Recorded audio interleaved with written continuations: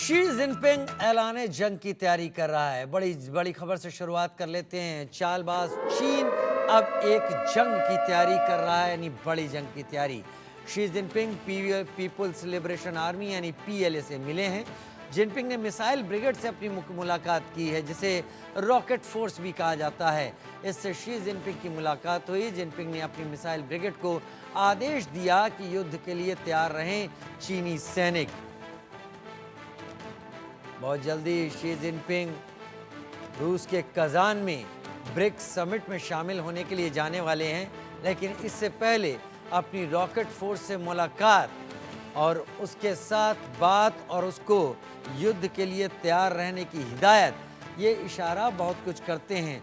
या तो चीन केवल दबदबा बनाने के लिए इस तरीके की बातें, इस तरीके की खबरें फैला रहा है, या फिर चीन अब उस आक्रमण के लिए तैयार हो गया है जिसकी वो तैयारी कर रहा है।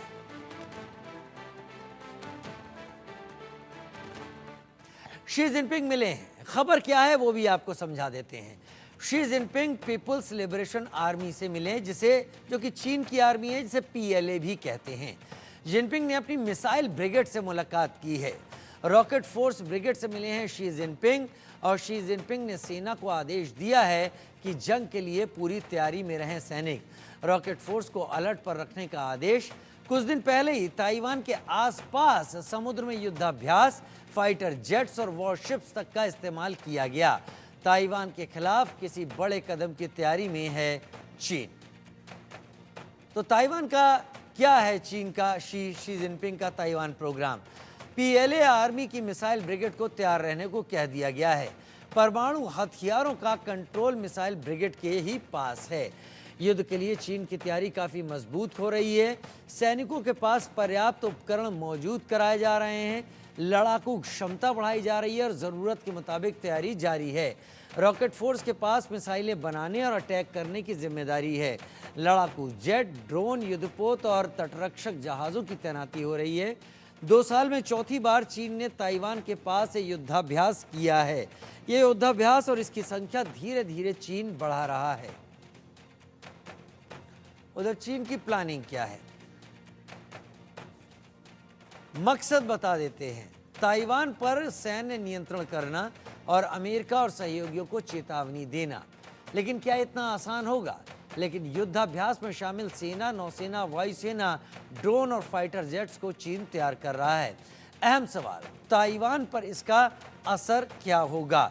क्या चीन एक ऐसे लंबे युद्ध में उलझने तो नहीं जा रहा है जिसमें इससे पहले अमेरिका भी ऐसे युद्ध में उलझ चुका है, रूस भी यूक्रेन के साथ ऐसे ही एक युद्ध में उलझा हुआ है?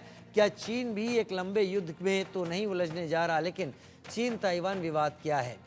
1911 से 1949 तक चीन पर कुमिंगतांग पार्टी का शासन था। 1949 में चीन में कम्युनिस्ट पार्टी ने तख्ता पलट कर दिया। चीन का नाम बदलकर पीपुल्स रिपब्लिक ऑफ चाइना कर दिया गया। ताइवान द्वीप से निर्वासित सरकार कुमिंगतांग पार्टी चलाने लगी। ताइवान को रिपब्लिक ऑफ चाइना भी कहा जाता है क्योंकि कुमिंगतांग को निर्वासित कर दिया गया। चीन का पूरा नाम भी पीपुल्स रिपब्लिक ऑफ चाइना है और 1949 में पश्चिमी देशों ने ताइवान को असली चीन माना। 1971 तक ताइवान यूएन का सदस्य भी रहा। 1979 में अमेरिका ने मौजूदा चीन को मान्यता दी थी और उसके बाद से धीरे धीरे चीन अपनी आर्थिक और सैनिक ताकत बढ़ाता गया और आज चीन इस स्थिति में आ गया है कि चीन सीधी धमकी दे रहा है ताइवान को खत्म करने की। मेजर जनरल रिटायर्ड राजन कोचर मेरे साथ रक्षा विशेषज्ञ के तौर पर और मनन द्विवेदी विदेश मामलों के जानकार के तौर पर मेरे साथ इस वक्त जुड़ गए हैं। सबसे पहले मेजर जनरल राजन कोचर, मैं आपका रुख कर लेता हूं और आपसे समझने की कोशिश करता हूं। ये आज की बात नहीं है जब चीन इस तरीके की हरकतें कर रहा है। कमोवेश चीन का जो पूरा बॉर्डर है वो ऐसे ही मामलों में उलझा हुआ है। ताइवान के साथ उलझा हुआ है, साउथ चाइना सी में जितने देश हैं उनके साथ वो उलझा हुआ है, भारत के साथ भी चीन उलझा हुआ है ज़मीन विवाद को लेकर, यहाँ तक कि रूस की भी ज़मीन पर चीन ने कब्जा कर रखा है और जापान के साथ भी चीन का यही हाल है। लेकिन चीन अगर चीन के राष्ट्रपति शी जिनपिंग अपनी रॉकेट फोर्स को, मिसाइल फोर्स को तैनात रहने और युद्ध के लिए तैयार रहने की बात कहते हैं। इसके मायने क्या हैं? क्या चीन इस बात को अच्छी तरीके से समझता है कि फ्यूचर हवा में लड़ा जाने वाला वॉर होगा, जमीन पर नहीं? मेजर जनरल रिटायर्ड राजन कोचर साहब। इम्पोर्टेंट है बिकॉज हम देख रहे हैं कि चाइना और ताइवान के बीच में काफी तनाव रहा है। और खास तौर पे अगर मैं पिछले 18 महीने की पीरियड को अगर मैं इसको लूं तो 720 सॉर्टीज चाइना की जो पीएलए एयरफोर्स है वो ले चुकी है। और जो भी उनके गनशिप्स हैं और वॉरशिप्स हैं उनकी वॉर गेम्स हुई हैं इस एरिया।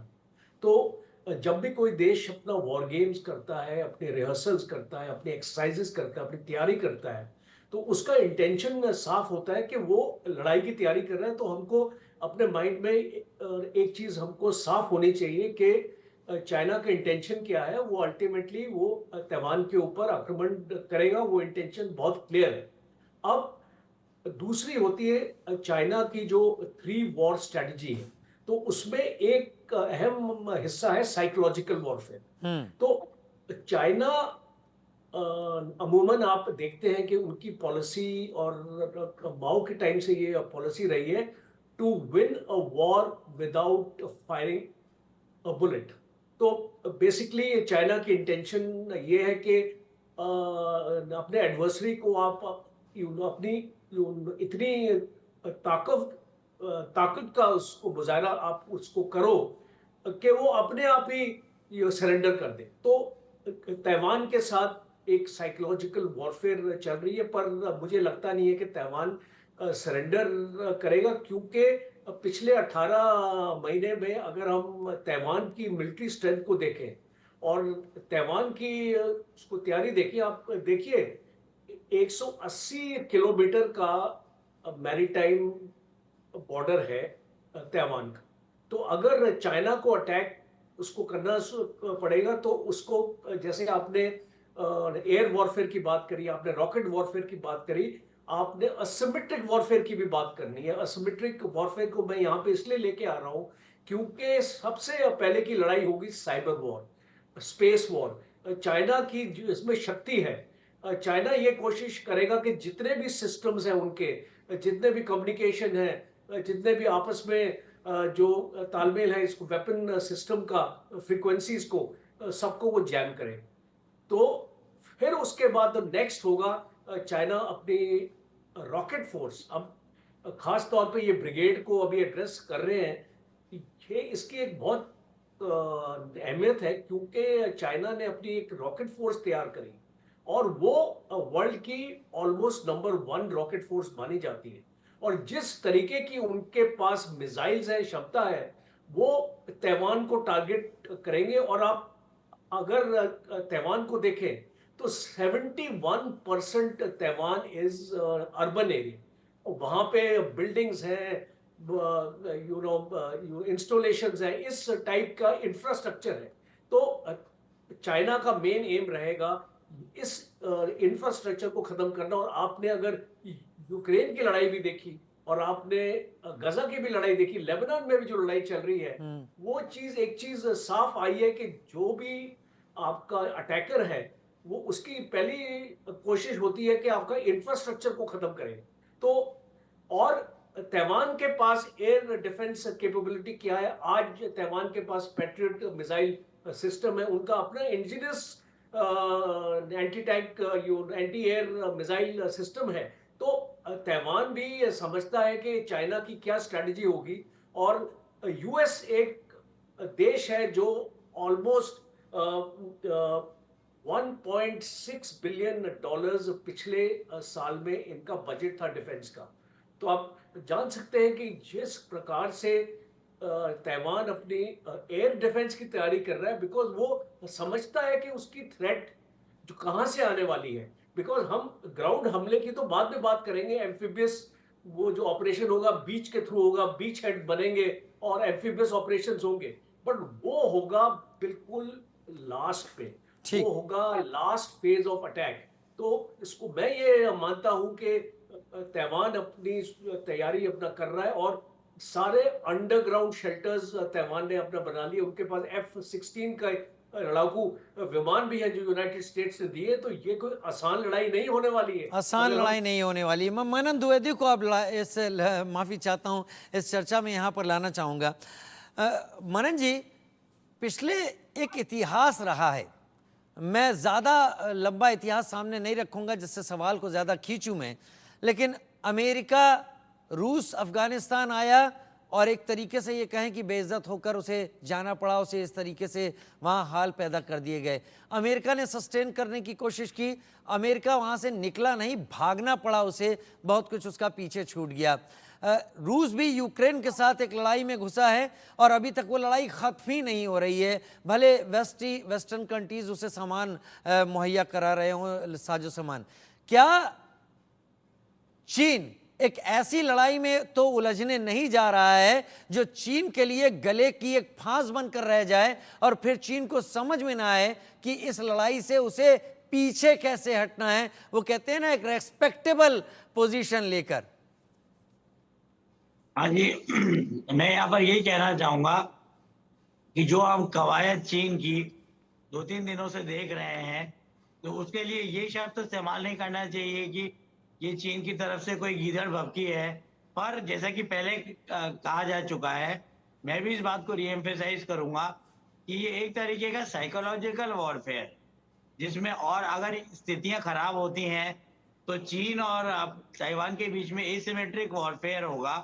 पर मुझे ऐसा लगता है कि जैसा पहले भी बताया गया, जैसा सर्व विदित है, पिछले 2 वर्षों में चीन की धमकी भरी और थ्रेटनिंग कवायद 4 बार ये 2 वर्षों में कर चुका है चीन, और जिसमें वो ताइवान के पोर्ट्स को करीब करीब पार्शियली ब्लॉक कर देता है और अपने warships, drones, coast guard vessels और अपने जो इनके जो फाइटर्स हैं, जिनके बारे में काफी कुछ सुनने को आता है, J9, J10, J11 फाइटर्स है, और जो स्टेल्थ स्ट्रेंथ है प्लाफ की, People's Republic of China air force की, उसको उड़ा कर वो ताइवान के क्षेत्र में एक तरीके का फियर कॉम्प्लेक्स और एक तरह की, जिसको हम वैश्विक दादागिरी कह सकते हैं, जिसको हेजिमनी कह सकते हैं, जिसको हम एक्सपेंशनिज्म कह सकते हैं, उन चीजों का, उन टैक्टिक्स का चाइना इस्तेमाल कर रहा है। पर मैं अपनी बात यह बोलूंगा ये कि मुझे नहीं लगता कि कोई युद्ध छिड़ने वाला है, क्योंकि अमेरिका ने भी एक बैलेंस ऑफ पावर के एक्ट में अपने F-16 फाइटर्स दे रखे हैं ताइवान को, और अमेरिकी पैसिफिक बेड़ा भी है जो साउथ चाइना सी, इंडो पैसिफिक और ताइवान के क्षेत्र में घूमता रहता है। और उसके अलावा सबसे बड़ी कोशिश में मुझे लगती है कि अमेरिका ने अपने कम्युनिकेशन और डेटा शेयरिंग नेटवर्क बड़े ही स्ट्रांग बनाए हैं ताइवान के साथ, इनको स्टडेड किया है ताइवान के साथ, और जिस तरीके से बेका और अदर कुछ तरीके के कम्युनिकेशन और इंटेलिजेंस पैक्ट भारत और अमेरिका के बीच हुए हैं, वैसे ही ताइवान के पास भी हुए हैं। पर अगर हम देखें तो मुझे लगता है कि ये कोई युद्ध की एक धमकी ही है, थ्रेट है।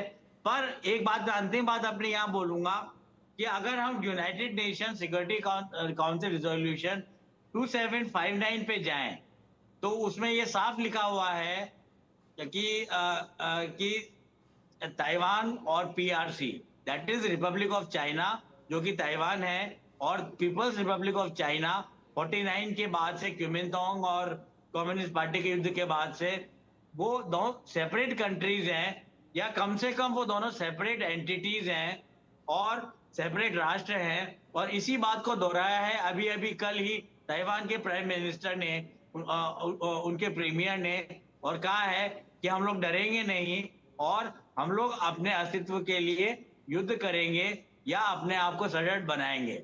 पर मुझे लगता है ये एक तरीके की कूटनीतिक साइकोलॉजिकल कवायद है जो चीन पिछले 2 वर्षों से कर रहा है। मुझे नहीं लगता कि किसी तरीके का आर्म्ड कॉन्फ्लिक्ट छिड़ने वाला है चाइना, अमेरिका और ताइवान दूसरे अभी फिलहाल तो यही चल रहा है।